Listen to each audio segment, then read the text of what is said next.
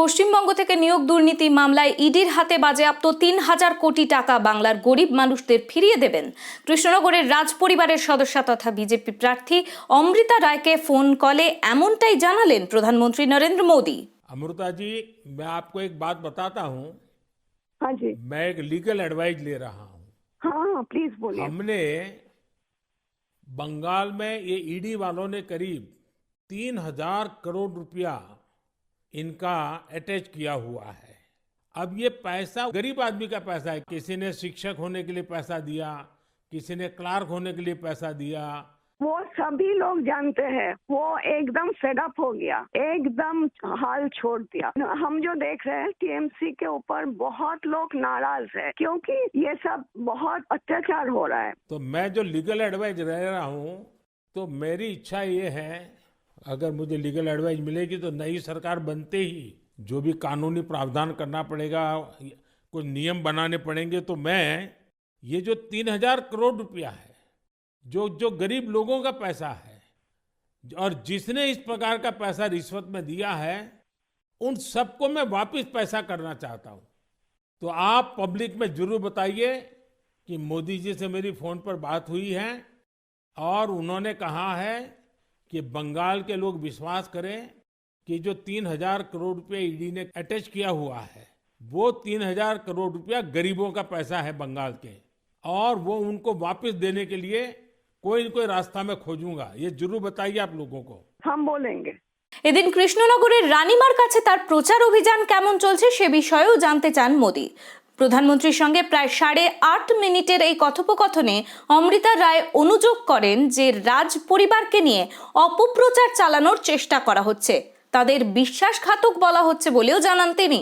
महाराजा कृष्णचंद्र का हम शामिली है तो उसका भी ये लोग विरोध कर रहे हैं। क्या बोल रहे हैं कि वो ब्रिटिश के साथ साथ दिया था, फिर वो मैंने हम लोगों को गद्दार समझते हैं। क्यों किया वो नहीं बोल रहा है। इतना जमीन दान किया, इतना सब लोगों के लिए किया, भलाई के लिए किया, वो सब नहीं बोल रहे हैं। लेकिन क्या बोल रहे हैं, तो हम बोला कि क्यों किया ऐसा महाराजा कृष्णचंद्र, अगर नहीं करते तो हमारा सनातन धर्म तो पूरा खत्म हो जाता है कि नहीं।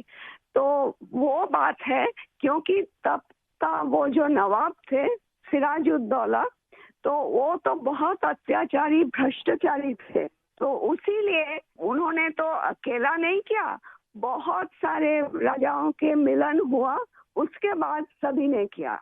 जगत सेठ भी थे और राजाओं थे, तो उसी सभी के मेहनत से ये काम सफल हुआ। तो अगर नहीं होता आज हम हिंदू नहीं रह पाते, हमारा भाषा दूसरा होता, हमारा वेशभूषा एकदम अलग होता और सभी अलग हो जाते। हम तो दूसरों के अधीन रहते ना, यही बात है।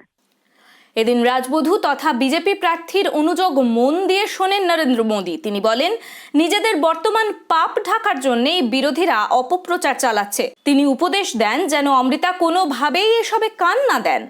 अमृता जी, बचपन में हमारे यहाँ हम लोगों को जो पढ़ाया जाता था, उसमें कृष्णचंद्र राय की समाज सुधार का काम, बंगाल के विकास का काम, बंगाल के विकास के मॉडल, ये सब सुनने को मिलता था बचपन में।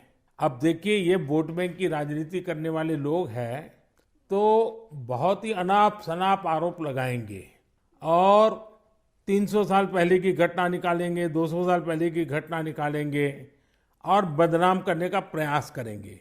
वे खुद अपने जो वर्तमान पाप है उसको छिपाने के लिए वो ऐसी चीजें ढूंढते रहते हैं। लेकिन जब भगवान राम की बात आती है, तो वो कहते हैं कि सबूत कहाँ है, इतनी पुरानी बात क्यों निकालते हो। लेकिन जब कृष्णचंद्र राय की बात आती है तो वो तुरंत निकालते हैं।